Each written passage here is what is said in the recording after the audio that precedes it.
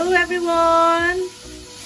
We're making another buttered chicken, and we've already marinated this chicken overnight. And if you want to see the exact ingredients of this buttered chicken, just check my YouTube channel. It's Tita Barbie, and hope you will like and subscribe. So this is now as we speak. Yummy, yummy.